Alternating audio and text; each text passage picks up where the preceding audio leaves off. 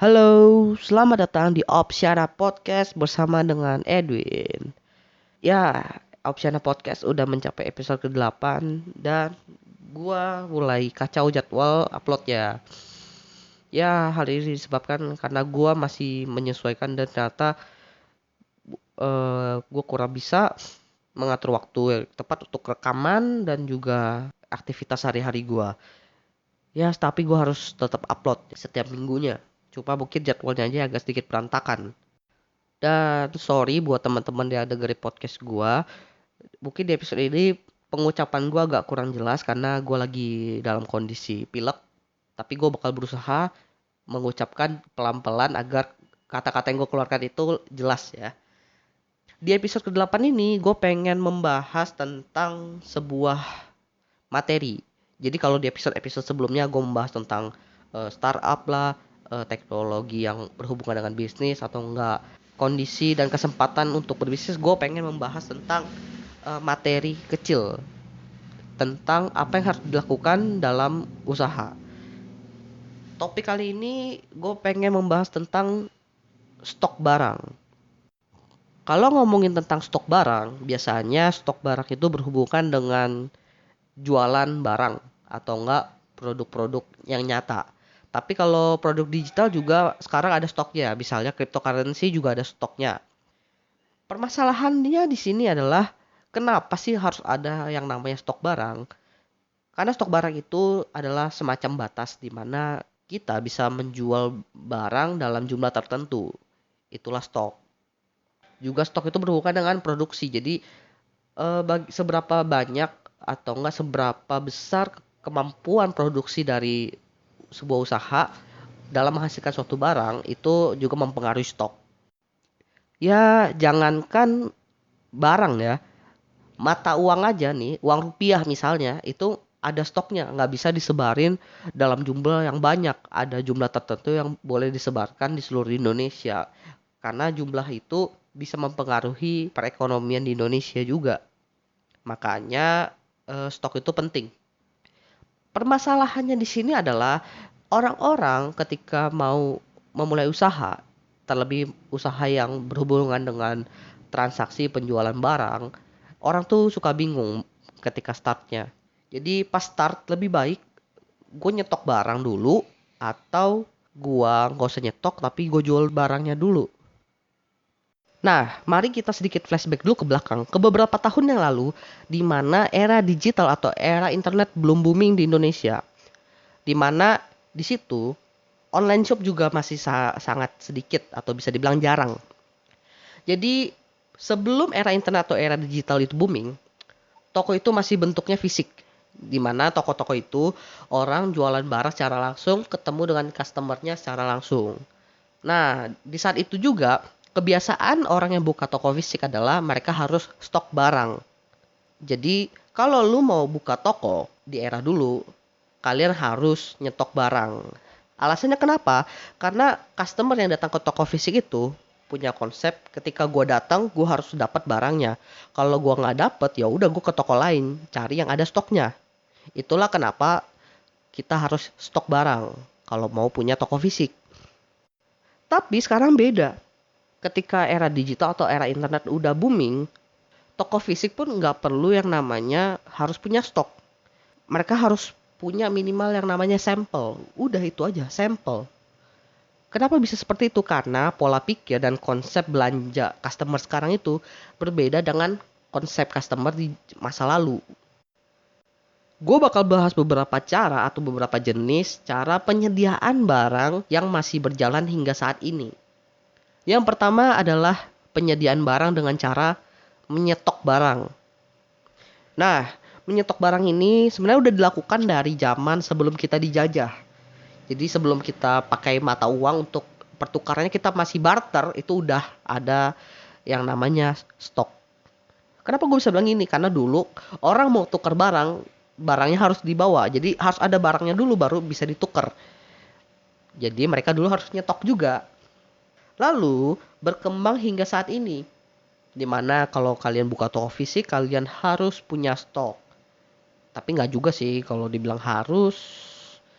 Karena orang ya kalau ngeliat toko fisik itu pandangannya ini toko harus ada stoknya karena mereka punya toko fisik jadi ada tempat buat taruh barang.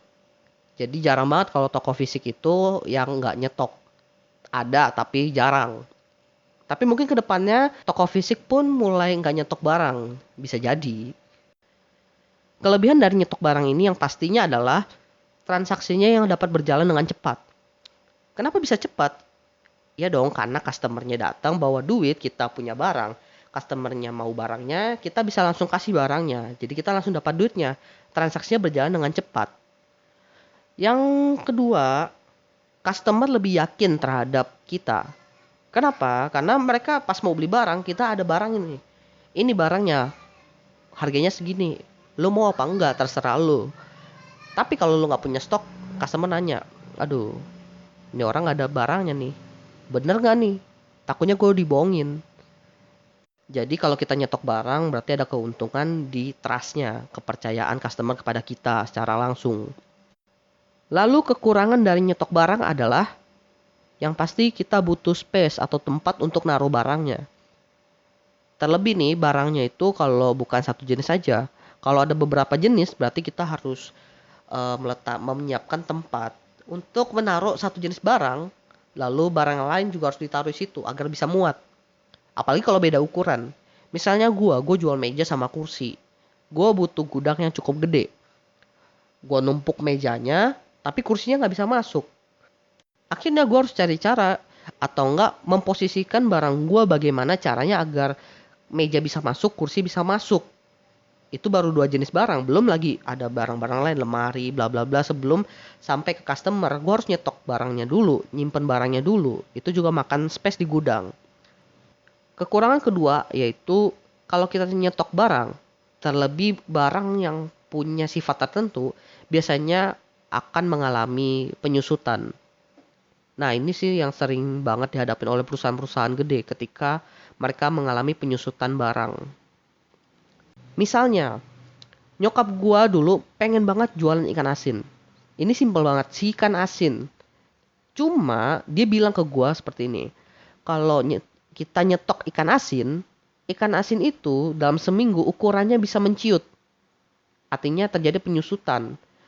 Makanya kalau mau jual ikan asin itu harus dipilih antara kita harus nyetok barangnya dan siap mengalami penyusutan atau kita pesen ikan asinnya ketika ada orang yang mesen ke kita. Atau contoh lain, telur. Gue ada punya kenalan, dia pernah cerita ke gue, kalau lu mau jualan telur, harus tahu jenisnya ada yang namanya telur yang baru datang atau enggak telur dingin. Telur dingin itu adalah telur yang sebenarnya udah lebih dari 1 minggu. Nah ini kan telur yang sebenarnya udah nggak begitu berkualitas. Artinya daya jualnya juga menurun. Tapi kita nggak bisa tahu nih mana yang telur dingin, mana yang telur masih hot-hotnya gitu. Yang ketiga dan yang pasti adalah ketika kalian mau nyetok barang, kalian harus punya modal yang cukup. Ya dong, gua mau nyetok barang, bayarnya pakai apa? Kecuali kalian menemukan distributor atau supplier yang mau memberikan hutang. Cuma gue nggak menyarankan ini ya ketika kalian mau hutang tapi kalian nggak punya keyakinan bisa menjual barang ini. Kalian harus yakin dulu kalian bisa jual barang ini dan tahu siapa yang mau, baru kalian bisa ngambil hutang. Menurut gue sih seperti itu. Jadi yang pasti kalau lu mau nyetok barang, gue menyarankan sebaiknya lu siapin modal yang cukup dulu, baru nyetok barang. Jadi kalau kalian mau nyetok barang, hal yang harus kalian perhatikan sebenarnya adalah modal dan juga tempat buat naruh barang tersebut. Lalu muncul nih pertanyaan-pertanyaan umum. Kalau gue nggak punya modal yang cukup atau gue nggak punya tempat yang cukup buat naruh barang tersebut, gue harus gimana? Padahal gue kan tetap mau jualan. Jawabannya sih simple. Jadi kalau kalian nggak punya modal yang cukup atau nggak punya tempat buat naro, kalian bisa menggunakan beberapa cara yang bakal gue bahas ini. Gue mulai dengan cara yang kedua setelah nyetok barang tadi, yaitu gue menyebutnya dengan beli lalu jual lagi. Jadi kalian nggak perlu yang namanya nyetok barang, kalian cuma harus punya sampel pastinya. Lalu ketika orang mau beli, kalian tinggal beli di tempat lain langsung jual lagi ke orangnya. Ini mirip dropship, cuma terkadang kalau dropship itu kan ada distributornya. Sedangkan kalau beli lalu jual lagi, biasanya kita cari-cari dulu di toko-toko lain. Jadi harganya itu bukan harga distributor biasanya. Dan ini cocok banget diterapkan untuk orang yang mau jualan online. Tapi nggak punya modal buat yang namanya dropship. Masih mirip dengan yang namanya beli lalu jual lagi, tapi levelnya agak sedikit naik. Namanya dropshipper. Nah, dropshipper atau dropship ini adalah istilah dimana kita nggak perlu nyetok barang, tapi kita mengirimkan orderan yang kita dapat kepada distributor. Nanti distributor mengirimkan atas nama kita. Biasanya seperti itu. Nah, ini bener-bener cara yang lagi hot juga belakangan ini karena kita satu nggak perlu nyetok barang, dua kita nggak perlu yang namanya pusing-pusing ngirim barang. Yang ketiga kita juga nggak perlu cari-cari harga termurah. Karena biasanya dropshipper itu udah dari distributor, jadi harganya itu bisa harga distributor. Kalau kalian hoki banget nih dapatnya supplier, bisa dapat harga supplier. Nah, permasalahannya adalah kalau dropship itu terkadang beberapa memiliki peraturan bahwa kalau kalian mau dropship ada jumlah minimal yang harus kalian beli. Biasanya sih yang jual dengan aturan seperti ini itu produknya produk fashion biasanya. Cuma ada yang nggak menerapkan aturan ini, misalnya itu produk-produk teknologi seperti komputer. Nah itu ada yang namanya dropship satuan. Teman gue pernah kok mencoba dropship satuan produk teknologi, kalau nggak salah pas itu spare part komputer, ada RAM, ada hard disk seperti itu. Kalau gue sendiri gue pernah ngontak supplier atau distributor ya, gue lupa juga. Jadi gue pengen jualan tablet PC. Cuma gue mengurungkan niat karena saat itu gue lagi banyak tugas dan ya kuliah gitu. Jadi gue nggak bisa fokus ngurusin tablet PC tersebut. Kelebihan dari dropship itu sekali lagi kalian nggak perlu pusing yang namanya ngurusin pengiriman barang, nggak perlu pusing yang namanya nyetok barang di rumah. Nah, kekurangannya adalah kalau dropship itu kalian harus punya modal awal. Semua juga pasti butuh modal awal sih. Cuma untuk dropship yang menerapkan peraturan ada jumlah minimal, biasanya modal yang perlu kita keluarkan itu lebih besar ketimbang kalian beli lalu jual lagi. Karena jumlahnya itu kan biasanya yang beli jual lagi itu satuan. Kalau dropship dengan aturan jumlah minimal biasanya dalam jumlah yang banyak. Kekurangan lainnya dari dropship itu masih sama dengan konsep beli jual lagi. Kita nggak tahu tuh stok yang dimiliki oleh distributor atau enggak supplier kita ada berapa. Jadi kalau misalnya pas kita pesan tiba-tiba stoknya lagi kosong, kita juga pusing akhirnya. Karena kita harus akhirnya nyari lagi sampai dapat harga yang cocok baru kita bisa menyelesaikan orderan. Masuk ke cara keempat. Cara keempat ini biasanya diterapkan untuk orang-orang yang usahanya sudah bisa memproduksi produk sendiri. Jadi cara ini gue bilang made by order, dibuat sesuai order. Nah cara ini cukup ampuh, terlebih kalau kita nggak mau yang namanya nyetok barang atau nggak menyediakan tempat buat naruh barangnya. Jadi barangnya itu baru kita buat setelah ada pesanan. Kalau nggak ada pesanan ya nggak dibuat. Kelebihannya itu yang pasti kita nggak perlu yang namanya menyediakan tempat buat nyetok barang jadinya. Meskipun dibilangnya kita produksi, kita pun terkadang nggak perlu nyetok bahan bakunya. Jadi ketika ada orderan, kita pesen bahan bakunya, kita produksi, baru kita jadikan itu barang jadi yang tinggal kirim.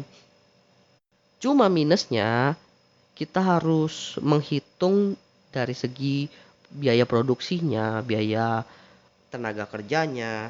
Meskipun biaya produksi atau biaya pokoknya semua biaya yang dihasilkan dari produksi itu biasanya biayanya lebih murah ketimbang kita beli barang jadi tinggal jual.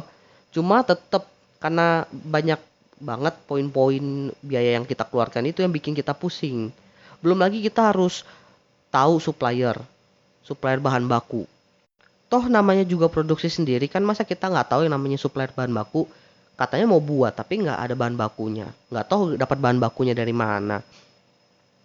Belum lagi kalau ada masalah dalam produksi, biasanya itu terjadi kalau seandainya ada hal yang tak terduga. Misalnya barangnya udah jadi, pas dicek ternyata ada yang cacat produksi, bikin lagi, keluarin lagi duitnya buat bikin yang baru. Nah itu kan di luar dari perhitungan awal. Jadi terkadang kalau dalam jumlah produksinya yang banyak, kalau ternyata banyak tuh barang yang cacat, biasanya bisa menimbulkan kerugian yang cukup dalam buat orang yang melakukan usaha. Jadi hati-hati juga. Nah, dari keempat cara yang udah gue sebutkan tadi, gimana sih memilih cara yang tepat untuk diterapkan di dalam usaha kalian? Nah, ini cukup mudah ya. Dilihat dari beberapa faktor. Yang pertama adalah dari modal. Kalau kalian punya modal yang cukup, ya udah kalian nyetok aja atau enggak kalian buat tempat produksi barang. Tapi kalau modal kalian tergolong minim, sebaiknya kalian mencoba menerapkan konsep beli jual atau enggak dropship dulu. Sekalian kalian menjalin relasi dengan distributor atau enggak supplier. Itu dari segi modal. Nah, kalau dari segi waktu, ketika kalian baru awal-awalnya buat usaha, sebaiknya kalian menggunakan konsep dropship atau enggak beli jual. Kenapa? Karena kalian harus mempelajari dulu barangnya seperti apa agar pas kalian udah tahu nih barangnya sifatnya seperti apa, kalian punya pengalaman atau enggak pengetahuan untuk mencegah masalah yang terjadi kalau kalian nyetok barang tersebut. Tapi kalau kalian udah ceritanya long run nih, udah usahanya udah lama, sebaiknya kalian mulai memikirkan untuk yang namanya stok barang. Tapi kalau misalnya memungkinkan juga untuk kalian memproduksi barang tersebut, sebaiknya kalian mulai produksi. Pengalaman dari gue sendiri adalah, gue pernah jualan baju gamis. Kebetulan yang nyetok itu nyokap gue. Jadi gue jatuhnya dropship lah, gue beli ke dia. Lalu dia yang kirim atas nama toko gue. Meskipun masih ada hubungan keluarga, cuma tetap aja pusing.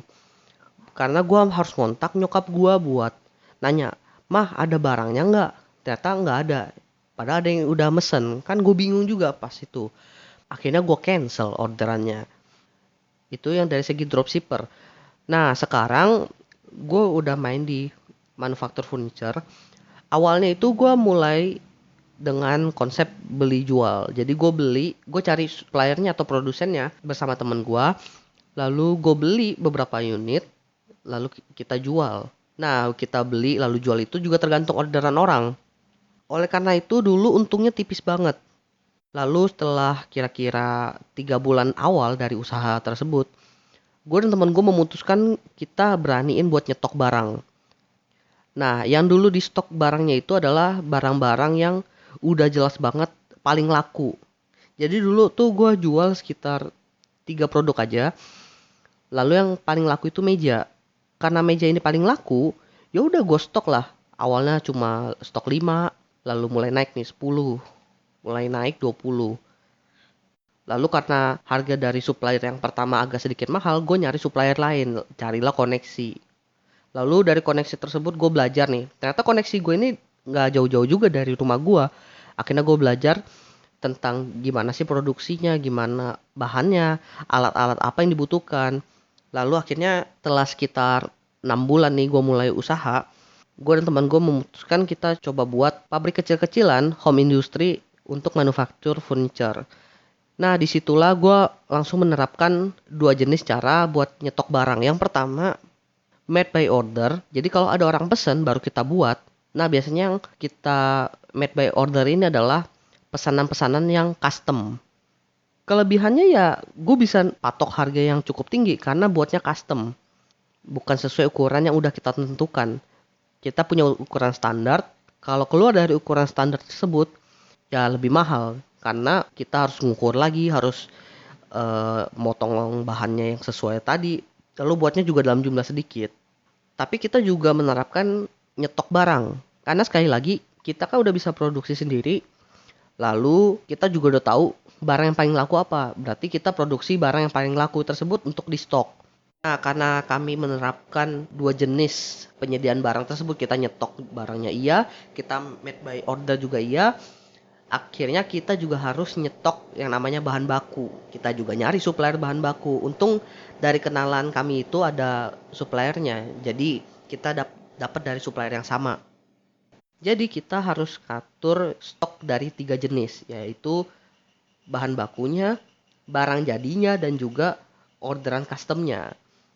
Oke, dari keempat cara tersebut mungkin kalian bisa pilih satu aja untuk start pointnya. Tergantung kondisi awal kalian atau tergantung kondisi kalian saat ini seperti apa, bisa menentukan cara yang tepat untuk menyediakan barang dagangan kalian. Mungkin sedikit tips dari gua adalah ketika kalian mencari supplier atau distributor, sebaiknya kalian cari supplier atau distributor yang menyediakan barang langsung berkualitas tinggi. Tujuannya apa? Tujuannya untuk membangun kredibilitas kalian sebagai penjual, di mana bukan cuma pelayanannya doang yang bagus, kalian juga punya barang dagangan yang bagus juga. Nah, ketika kalian udah mulai produksi barang sendiri, jangan takut barang kalian itu jelek.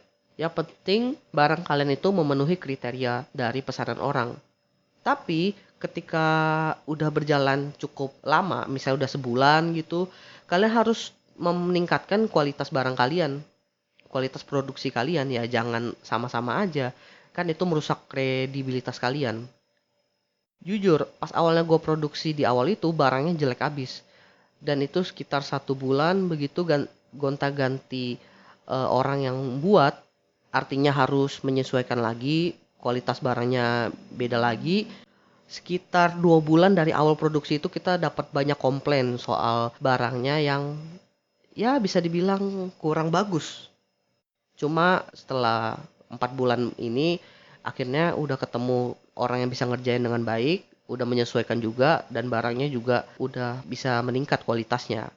Dan dari situ kita bisa melihat cara lain untuk meningkatkan kualitas ke arah yang melebihi standar produksi yang lain lah.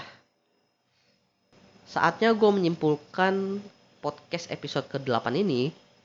Sebenarnya masalah atau inti masalahnya adalah orang-orang itu takut barangnya nggak laku. Kenapa orang takut barangnya nggak laku? Karena yang mereka tahu kalau mau jualan mereka harus nyetok barang dulu. Padahal ada cara lain agar kita nggak nyetok tapi tetap bisa jualan. Sehingga kita nggak perlu takut yang namanya barang kita nggak laku. Jadi banyak banget cara untuk menyediakan barang dagangan kita. Entah kalian mau nyetok, mau kalian dropship, atau mau kalian buat sesuai order. Tetapi ketika usaha kalian terus berjalan, akan terjadi banyak perubahan dan kalian harus terus menyesuaikan. Oke, jadi opsi ada di tangan kalian. Yang menjadi inti masalah bukanlah bagaimana cara kita menyediakan barang untuk disimpan di rumah kita atau di lokasi kita, melainkan bagaimana cara kita memenuhi kebutuhan dari customer kita. Oke, itu aja dari gua, Opsiana Podcast. Thank you.